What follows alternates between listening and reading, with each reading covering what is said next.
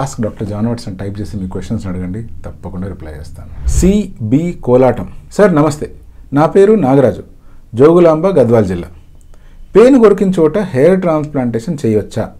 అలా చేస్తే మంచిదేనా చెప్పండి సార్. పేను కొరికిన చోట జుట్టు మళ్ళీ గ్రో చేసుకోవడానికి రకరకాల మెడికల్ ట్రీట్మెంట్స్ ఉన్నాయి, చాలా నాటు వైద్యాలు కూడా ఉన్నాయి. ఆల్మోస్ట్ అవి కూడా బాగానే పనిచేస్తాయి.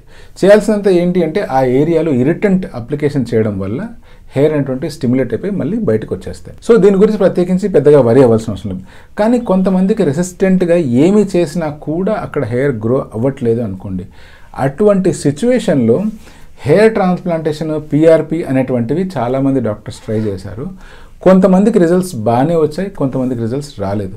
సో తప్పకుండా హెయిర్ ట్రాన్స్ప్లాంటేషన్ చేస్తే రిజల్ట్ వస్తుందా అంటే ఒక్కొక్క పర్సన్ని బట్టి ఆ రిజల్ట్ మారిపోయే అవకాశం ఉంది. ఏది పని చేయనప్పుడు మనం యాజ్ ఎ లాస్ట్ ఆప్షన్ డెఫినెట్గా హెయిర్ ట్రాన్స్ప్లాంటేషన్ని ఆ ఏరియాలో ట్రై చేయవచ్చు.